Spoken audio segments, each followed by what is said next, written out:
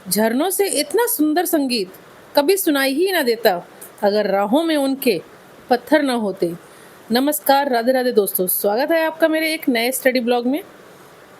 आज का ये मेरा स्टडी ब्लॉग काफ़ी दिनों के बाद आ रहा है। स्टडी ब्लॉग क्या ही कहें, ब्लॉग ही मान लीजिए। इसमें मैं सिर्फ डेली आपका रूटीन जो है वो आपके साथ शेयर कर रही हूँ, क्योंकि स्टडी तो मेरी 15 दिन हो गए करीब बिल्कुल भी नहीं हो पा रही है। मॉर्निंग का शेड्यूल भी नहीं हो पा रहा है। मैं ज़्यादातर कोशिश करती हूँ कि अपनी मॉर्निंग की स्टडी कंप्लीट करके रखूँ, लेकिन अभी 15 दिन से ऐसा हो रहा है कि मेरा मॉर्निंग का जो स्टडी का शेड्यूल है वो भी नहीं हुआ है, वो भी बंद है। अब कभी-कभी हो जाते हैं ऐसे रीज़न्स कि वो भी नहीं हो पाता है। मेन था कि अपने बच्चे की एडमिशन पे फ़ोकस करना, क्योंकि मैंने अपने बच्चों का बहुत पहले से सोच रखा था कि केवी में डालना है, केवी में हो जाए। मैंने एक इससे पहले लास्ट ब्लॉग डाला था तो उसमें भी बताया था कि मैं केवी में एडमिशन के लिए स्कूल के चक्कर लगा रही थी, तो इस वज़ह से तो उस समय मेरी पढ़ाई डिस्टर्ब हुई थी। उसके बाद में और ज़्यादा हो गया, क्योंकि जो मेरे बेटे का नाम आया है वो काफ़ी दूर है वो केवी। तो वहाँ यहाँ से अप डाउन करना, बच्चे को लेके जाना या फिर कोई डॉक्यूमेंट सबमिट करना हो, उस चीज़ में बहुत दिक्कत हो रही थी। तो फिर मैं जाकर 15 दिन, करीब 10 दिन अपनी माँ के घर रही। अब माँ के घर रही तो बच्चों का सामान लेके जाना, खुद का सामान लेके जाना, प्लस इधर-उधर भाग-दौड़ करके वैसे भी थक जाना। तो फिर अब मेरा मॉर्निंग का जो शेड्यूल था उठने का, वो भी टूट गया, वो भी नहीं हो पाया। तो बहुत सारे टाइम ऐसा हो जाता है कि जैसा सोचो वैसा नहीं होता है। फिर एक चीज़ है कि अगर हम अपने ड्रीम्स को कंप्लीट करना चाहते हैं, बस उसमें बस इतना ही है कि हमने अगर एजुकेशन ली है तो हम सक्सेस हो जाएँ। बाकी अगर सक्सेस हो भी जाते हैं तो हमें करना तो अपने बच्चों के लिए ही है। हर इंसान अपनों के लिए ही सोचता है कि अपनों के लिए ही वो करता है। अगर सक्सेस हो जाएगा तो ऐसा तो नहीं है कि इंसान अपने लिए ही सब कुछ रखेगा, अपने पर ही सब कुछ खर्च करेगा। तो जब बात बच्चों के फ्यूचर की आती है तो फिर सैक्रिफ़ाइस वहाँ हो ही जाता है। अब इतने दिन स्टडी नहीं हुई, कोई नहीं है उसका मुझे इतना कुछ वो भी नहीं है, क्योंकि मैं मेरे बेटे के लिए चाह रही थी कि उसका एडमिशन केवी में हो जाए। तो फाइनली उसका एडमिशन हो गया है केवी में। बस अब प्रॉब्लम सिर्फ़ इतनी आ रही है कि जहाँ मैं रेंट पे रहती हूँ, रूम बहुत दूर है और बच्चे का केवी बहुत दूर है, तो एडजस्ट नहीं हो पा रहा है, बहुत दिक्कत हो रही है। मॉर्निंग में बच्चे को भेजने के लिए स्कूल मुझे 4:30 से लगभग उसके ही काम करने पड़ते हैं, क्योंकि बच्चों को आदत भी नहीं होती है और बच्चा बहुत छोटा भी है। मात्र 6 साल का बच्चा है अभी, और उसको 5 बजे उठाना और फिर 6:30 बजे वो यहाँ से निकले केवी के लिए, 6:30 पौने 7 उसे निकलना पड़ता है। अभी तक जिस स्कूल में पढ़ रहा था वो 8 बजे तक का था, तो 8 बजे भी अगर यहाँ से जाता तो दिक्कत नहीं होती थी और पास में था। तो बहुत कंफर्टेबल था, पौने 7 उठा और 8 बजे आराम से चला गया। बच्चों के कितने ही काम होते हैं तो दिक्कत नहीं थी, लेकिन अब उसको 5 बजे उठना पड़ता है, तब वो जाकर 6:30 तक रेडी होता है। उसके बाद उसको स्कूल जाना होता है, फिर स्कूल दूर है तो पहुँचने में भी टाइम लगता है। तो वही चीज़ें हैं कि बच्चे को उठाने में खुद को भी समय देना पड़ता है। फिर मॉर्निंग में जो स्टडी है वो पॉसिबल ही नहीं है, क्योंकि अगर मैं 3 बजे भी उठकर पढ़ती हूँ तो 1 घंटा ही पढ़ पाऊँगी। तो मॉर्निंग का टाइम समझ में नहीं आता कि कैसे मैनेज होगा। देखते हैं आगे कैसे मैनेज हो पाता है, कैसे नहीं हो पाता है। अभी मैंने सोचा भी था कि रूम चेंज कर लूँ, लेकिन अकेले वो भी पॉसिबल नहीं है कि मैं यहाँ से कहीं और रूम लूँ, फिर वहाँ अपना सामान शिफ्ट करूँ। तो बस अभी यही है कि ऐसे ही एडजस्ट करना है। बच्चों के स्कूल जब तक खुलते हैं, 10-12 दिन ही और स्कूल खुलना है, क्योंकि 8 तारीख से इनकी स समर वेकेशन पड़ रही है और 40 दिन का समर वेकेशन है, तो उस 40 दिन में हम कुछ ना कुछ सॉल्यूशन निकाल लेंगे इसका। वैन या कुछ हम क्या एडजस्ट करेंगे या फिर अपने आप लाना छोड़ना डिसाइड करेंगे, क्या ही करते हैं, देखते हैं हस्बैंड आ जाएँगे, उसके बाद डिसाइड करेंगे। तो अभी के लिए तो पढ़ाई बिल्कुल ही बंद हो गई है, स्टडी।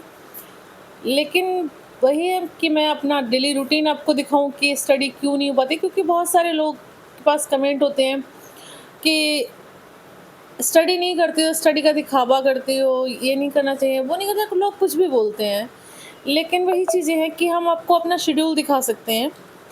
हम स्टडी करते हैं, नहीं करते हैं, पूरे दिन हम आपको हर चीज़ तो नहीं दिखा सकते। अगर हम स्टडी भी करते हैं तो कौन-सा हम आपके साथ पूरे दिन का रूटीन शेयर करते हैं। और जो स्टडी करते ही हैं, क्या वो हमेशा किताबों में ही रहते हैं?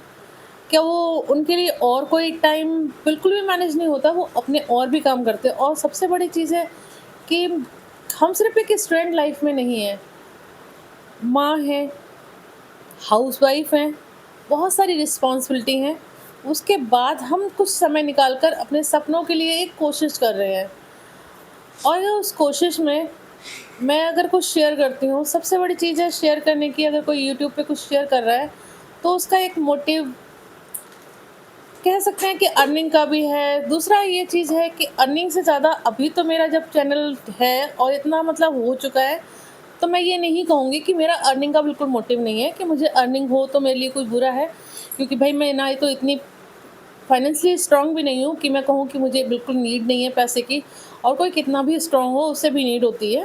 फ़िलहाल तो मैं तो रेंट पे रहती हूँ, मुझे नीड ही है, नीड नहीं होती तो मेरे हस्बैंड बहुत दूर बाहर नहीं रहते होते, जॉब करते, मैं यहाँ अकेली नहीं रह रही होती। तो मेन ये भी है, तो वो लोगों को ये चीज़ सोचनी चाहिए कि अगर कोई यूट्यूब पे काम कर रहा है, अपनी मेहनत कर रहा है और पैसे अर्निंग के लिए कर रहा होगा, तो आप उसे एक नेगेटिव वे में ना लें कि वो पढ़ नहीं रहा है, सिर्फ़ दिखावा कर रहा है। क्योंकि दिखावा करने के लिए भी समय लगता है। अगर वो रील्स बनाने के लिए दिखावा भी कर रहा है, तो कम से कम उसमें भी तो समय दे ही रहा होगा। तुमसे तो वो फिर भी आगे है। तो ये भी रहता है। और लेकिन जब मैंने चैनल बनाया था, तो मेरा एक मोटिव ये नहीं था कि मैं अर्निंग कर पाऊँगी, क्योंकि मुझे नहीं पता था कि मेरा चैनल मोनेटाइज़ हो पाएगा, यहाँ तक पहुँचेगा, सब्सक्राइबर बढ़ेंगे। ऐसा कुछ नहीं था, बस एक चीज़ थी कि मैंने एक फ़ेज़ झेला था डिमोटिवेशन का, डिप्रेशन का। तो मैं चाहती थी कि अगर मेरा ब्लॉग, मेरी वीडियोज़ कोई देखता है, उसको मोटिवेशन मिलता है। अगर कोई भी एक मेरी होममेकर सिस्टर आगे निकलती है अपने लिए, मैं ये नहीं कहती कि वो स्टडी ही करती है, कुछ भी करके अपनी लाइफ का समय मैनेज कर पाती है। क्योंकि मैंने जब ये चैनल बनाया था, मेरा स्टडी का था ही नहीं, मैं सिर्फ एक डेली रूटीन ही शेयर करती थी, कुछ मोटिवेशन कोट डालती थी, इस तरह से था। फिर मैं अपनी स्टडी में कंटिन्यूस मैंने अपनी स्टडी शुरू की, स्टडी में करी, तो फिर मैंने स्टडी के ब्लॉग्स डालने लगी। तो ऐसा कुछ था नहीं कि मुझे अर्निंग करनी है, बस मेरा एक ही टारगेट था कि जिस तरह से मैं अपने आप को एक डिप्रेशन और उस फेज़ से निकाल कर एक स्टडी के थ्रू, मैंने मेरा मेन था कि मैं स्टडी की ही वजह से निकली उससे।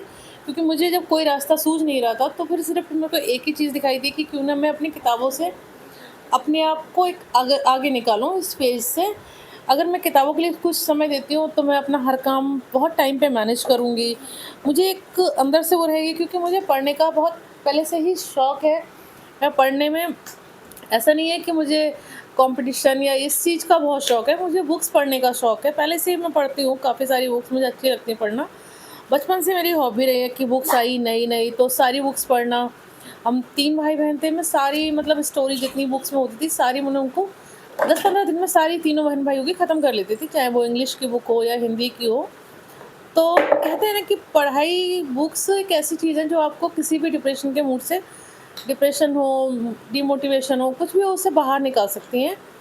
तो फिर यही था कि जो इंसान इस तरह का फ़ेज़ झेल रहा है, क्योंकि हर लेडीज़ की लाइफ़ में ये फ़ेज़ आ जाता है आफ्टर डिलीवरी या मैरिज, हम कह सकते हैं, क्योंकि वहाँ रिस्पॉन्सिबिलिटी बहुत होती है और इंसान समय मैनेज नहीं कर पाता। ऐसा नहीं है कि मतलब होना ये चीज़ चाहिए, लेकिन टाइम मैनेज करने में थोड़ा-सा टाइम लग जाता है कि हम किस चीज़ को कैसे मैनेज करें। अगर उसमें हम कुछ देखते हैं, कुछ दूसरे की लाइफ़ को देखते हैं, दूसरे की बातों को सुनते हैं, तो हमें भी कुछ मोटिवेशन फ़ील होता है और हम उस फ़ेज़ से निकलने की कोशिश करते हैं। क्योंकि दिमाग में ये चीज़ें आती हैं कि अगर ये इंसान कर सकता है, तो हम क्यों नहीं कर सकते? अगर ये इंसान आगे निकल कर अपनी स्टडी के लिए सोच सकता है, तो कम से कम हम खुद के लिए समय निकाल ही सकते हैं। बस ये सोच कर मैंने शुरू किया था, लेकिन आज मेरा चैनल मोनेटाइज़ है, सब कुछ है, तो मैं कोशिश करती हूँ कि अर्निंग हो। लेकिन मैं उसको भी एकदम से उसमें नहीं रखती कि अर्निंग के लिए मैं कुछ भी हर दिन डाल रही हूँ, पोस्ट कर रही हूँ। मेरे ब्लॉग्स भी नहीं आ पाते हैं 15-15 दिन तक, क्योंकि मेरे लिए सबसे पहले रिस्पॉन्सिबिलिटी मेरे बच्चे हैं। मैं पहले वो देखती हूँ, फिर मेरे ड्रीम है, अगर मुझे समय मिलता है तो मैं अपनी स्टडी के लिए टाइम देती हूँ। वीडियो कई बार शूट नहीं कर पाती हूँ, नहीं बना पाती हूँ, मैं तो ब्लॉग्स नहीं डाल पाती हूँ। हाँ, शॉर्ट होता है, उसको तो डालने में ज़्यादा समय नहीं लगता, 5-10 मिनट का समय लगता है, तो वो मैनेज कर लेती हूँ। और फिर इतना समय काम करने के बाद मुझे इसमें बहुत सारा समय नहीं लगता है एडिटिंग में, तो ऐसा कुछ नहीं है कि मैं ब्लॉग वगैरह शेयर करती हूँ। हाँ, समय लगता है, लेकिन इतना नहीं है कि हम सिर्फ़ किताबों में ही रहें, 24 घंटे हम किताब पढ़ रहे हैं। हमारे पास रिस्पॉन्सिबिलिटी और भी हैं और रही बात एडिटिंग की, तो वो हम बच्चों से बात करते-करते भी कर सकते हैं। किसी से बात कर रहे हैं हम तब भी कर सकते हैं, लेकिन स्टडी के लिए हमें प्रॉपर समय चाहिए होता है। तो कृपया ऐसी कमेंट ना किया कीजिए। इंसान स्टडी कर रहा है तो उसमें सिर्फ़ किताबों में बंधा नहीं है, उसकी और भी रिस्पॉन्सिबिलिटी हैं और मैं बस आपके साथ शेयर यही करूँगी कि देखिए लाइफ़ मतलब कितनी भी बिज़ी हो सकती है, लेकिन बस इंसान को कभी भी डिमोटिवेट नहीं होना चाहिए, परेशान नहीं होना चाहिए क्योंकि अगर लाइफ़ में आज प्रॉब्लम्स हैं तो कल सॉल्यूशन उनका मिल जाएगा और हम दोबारा कर पाएँगे। तो मैं ना तो बिल्कुल भी वो नहीं परेशान नहीं हूँ कि मेरी 15 दिन की स्टडी खराब हुई है, आगे अच्छी हो जाए।